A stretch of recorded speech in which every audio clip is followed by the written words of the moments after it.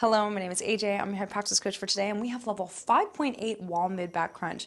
Point 8, this is the highest level of our mid-back crunch and also of our breathography. So we're adding in 12 deep breath retentions at the conclusion of our 8-second engaged exhale, keeping our ab ribbon loose around the waist as you retain the breath. Why breath retentions with a crunch? Well, it's optimizing your deep core muscles when you move to the end of your breath and you completely exhale, increasing engagement of certain muscles that sometimes are a bit dormant in a crunch. And that's why the crunch sometimes gets a bad reputation in the industry, in the fitness industry, because maybe certain individuals are performing compensations and using more hip flexors or barely using the abdominals. I am going to teach you how to use your abdominals by using this long exhale and these longer breath retentions. We're also increasing our body's carbon dioxide tolerance in these long breath retentions, which is a wonderful strategy for improving your performance both in the exercise session and also your relationship to stress outside the exercise session. I mean, come on, how amazing is it that we can work on something in here that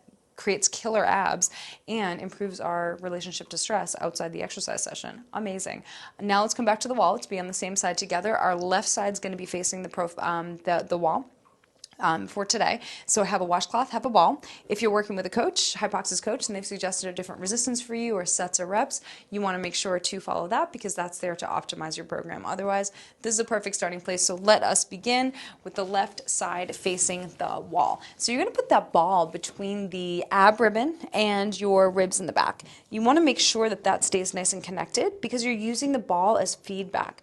As you move up and down, you're not moving from the low back. You're moving from the ribs moving up and down. Now anchor your pelvis by digging your heels into the ground and pulling your heels back toward you. So if the floor is slippery, those heels would pull right back like that. A lot of hamstrings and more in the low abs when you do that. Now put your hands on your pelvis for a movement. As you come up and down, look at how tiny, teeny this movement is. I'm not moving my pelvis whatsoever. I'm not tucked, I'm not arched. I'm about halfway between the two. I'm staying nice and level and I'm moving up and down. It's so excruciating. It's amazing. Makes it worth it. Now, connect your left hand to the wall and pull it down the wall. So if the wall were slippery, that hand will pull right down the wall like that, anchoring you into your left lat and your left oblique like crazy. Now you're going to drive that left rib into the wall, into the ball as hard as you can. And then you're going to grab your washcloth or your towel and then you're going to rotate toward the wall from your middle spine, pressing that left rib down, pulling that left hand down, and you're slowly pushing up. And you're slowly coming down. Now you're keeping your pelvis anchored by keeping the heels pulling back.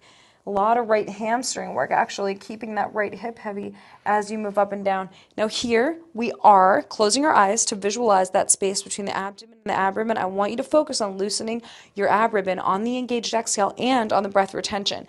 There's a chance in this position you may need to loosen your ab ribbon an inch or two before you go into this crunching exercise, just simply because of the folding over of the skin, the natural layers of subcutaneous fat that all of us have there. And so, based on your particular shape, you may need to just adjust the ab ribbon a little bit because it's important that you feel the difference between tight and loose, especially in these exercises where I want you to integrate your deep core into your superficial core work. So that's important. So heels pulling back. Left hand pulling down, rotate toward the wall, close your eyes, ab ribbon. Let's take it from our posture, zip up, inhale. Hiss, 2, 3, 4, 5, inhale 1, inhale 2, and blow. Pull it up, left hand pulling down. Loosen your ab ribbon, you're holding 12, 11, 10, 9, 8, 7, 6, 5, 4, heels back, 3, 2, and 1. Pause, inhale, inhale.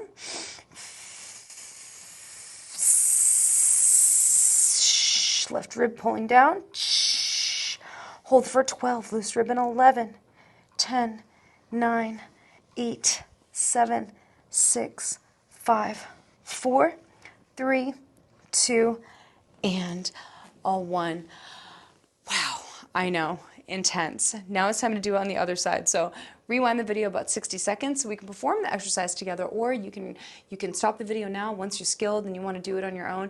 Just stay true to that 2-second inhale and that long 8-second engaged exhale, always loosening your ab ribbon with every engaged exhale, keeping it loose on the breath retention. You may want to put a metronome on your phone at 60 beats per minute just to get practice with that 2-second inhale and that long 8-second controlled exhale, just until you get to the point where that 2-second inhale and that 8-second exhale becomes involuntary and organic, and eventually it will.